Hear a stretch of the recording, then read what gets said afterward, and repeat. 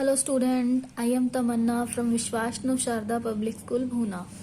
Welcome in day 7 of class 5th EVS, Unit 5 Disaster and Personal Safety. इस unit के कुछ topic हम study कर चुके हैं.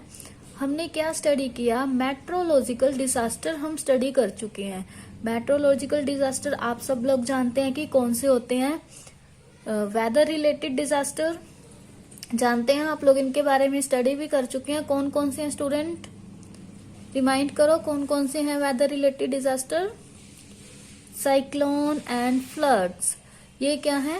वेदर रिलेटेड डिजास्टर हैं. इन दोनों के बारे में हम स्टडी कर चुके हैं. तो आज हम करेंगे अर्थक्वेक के बारे में स्टडी. तो अर्थक्वेक स्टूडेंट, अर्थक्वेक इसे हम क्या बोलते हैं? भूकंप बोलते हैं. तो क्या यह वेदर से रिलेटेड है? यस और no? No, it is not related with weather. It is related with earth movement. Means ये किसके साथ रिलेटेड है? अर्थ की मूवमेंट के साथ रिलेटेड है, नॉट रिलेटेड विथ वेदर. तो इसे हम मेट्रोलॉजिकल डिजास्टर तो बोल नहीं सकते. तो इसे हम कौन सा डिजास्टर बोलेंगे?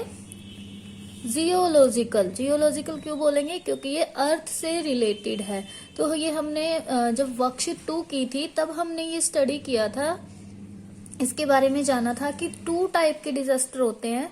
एक तो अर्थ से रिलेटेड और दूसरा किससे रिलेटेड? वेदर से रिलेटेड. तो स्टूडेंट, जो वेदर से रिलेटेड हैं उसे हम क्या बोलते हैं? मेट्रोलॉजिकल, जिसके बारे में हमने पहले स्टडी किया. और जो अर्थ से रिलेटेड हैं उसे हम क्या बोलते हैं? जियोलॉजिकल डिजास्टर, जिसके बारे में हम अब स्टडी करने जा रहे हैं. Let we start.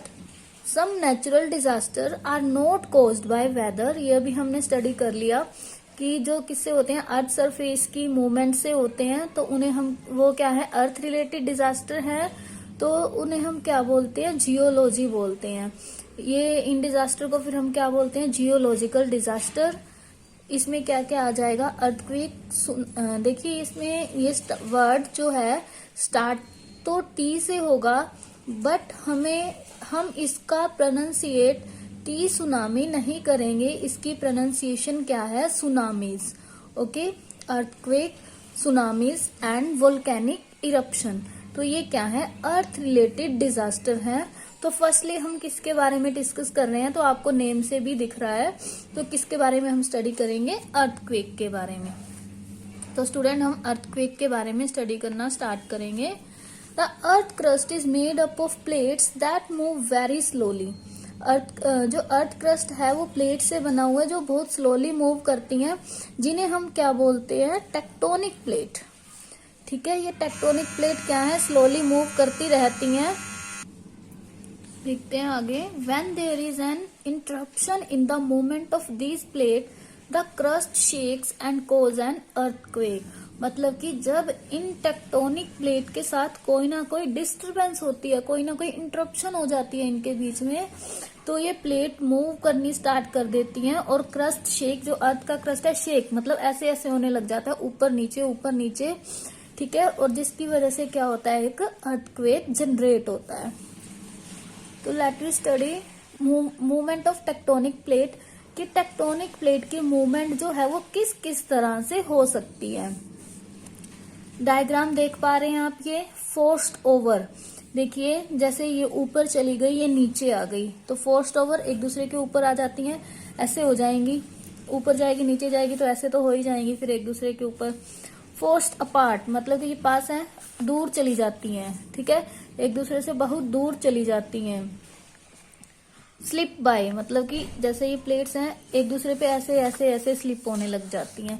मतलब हर तरह से मूवमेंट होना इसमें स्टार्ट हो जाता है. Tectonic plate move in 3 way. First देखिए, one plate is force over another plate during movement. मतलब कि एक दूसरे के ऊपर आ जाएंगी मूवमेंट के दौरान. सेकेंड है, plates are forced apart from each other. एक दूसरे से दूर चली जाती हैं. थर्ड पॉइंट है, plate slip by each other. एक दूसरे से स्लिप होने लग जाती हैं. तीनों आपने डायग्राम में देखा. Where do earthquake take place. Earthquake कहाँ पर होगा? कौन से पॉइंट पे होगा? देखिए, the location below the earth surface where the earthquake start. मतलब कि अर्थ सरफेस ऊपर ऐसी लोकेशन जहां से अर्थक्वेक स्टार्ट होगा उसे हम क्या बोलेंगे, हाइपोसेंटर। ओके, जहां से अर्थक्वेक स्टार्ट होगा उस लोकेशन को हम बोलेंगे हाइपोसेंटर। और the location directly above it on the surface of the earth, ठीक है, उसी के ऊपर जो अर्थ सरफेस के मतलब उसी पॉइंट की से डायरेक्ट लाइन लें तो उसके जो बिल्कुल सीधी लाइन में अर्थ सरफेस पे जो पॉइंट होगा उसे हम क्या बोलेंगे, एपिसेंटर।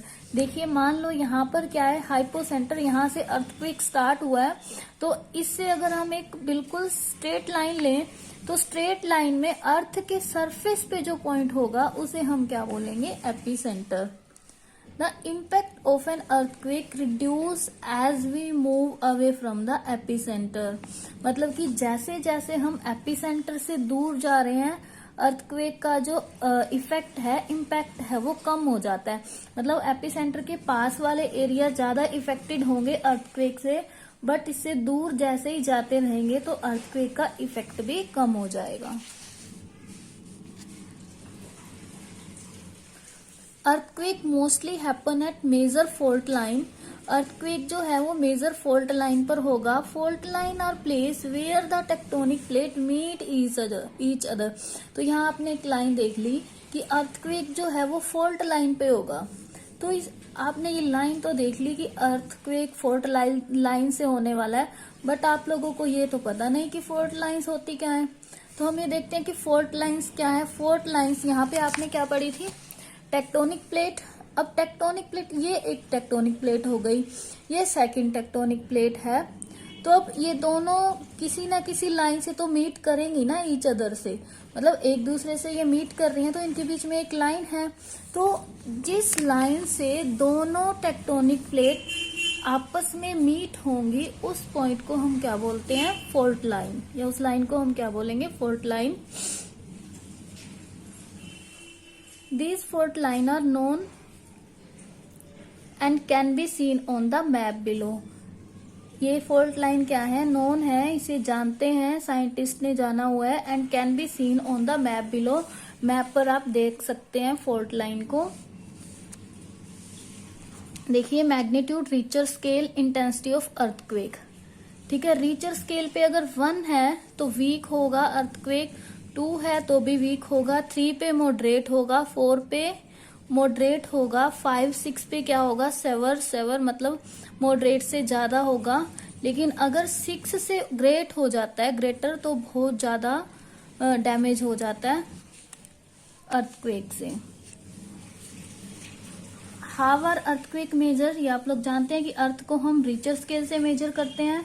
तो रीचर स्केल से कैसे मेजर करते हैं, तो हम ये देखते हैं कि रीचर स्केल पे अर्थक्वेक की इंटेंसिटी कितनी है, तो उसी इंटेंसिटी के अकॉर्डिंग हम अर्थक्वेक को जान पाते हैं कि अर्थक्वेक वीक है, मॉडरेट है, या फिर बहुत ज्यादा है या उससे भी ज्यादा है, तो कितना डैमेज हो सकता है अर्थक्वेक से, ये हम रीचर स्केल की हेल्प से जान सकते हैं। तो स्टूडेंट नेक्स्ट टॉपिक हमारा है इफेक्ट ऑफ अर्थक्वेक, जो हम नेक्स्ट वीडियो में डिस्कस करेंगे। Thank you, bye bye, keep studying.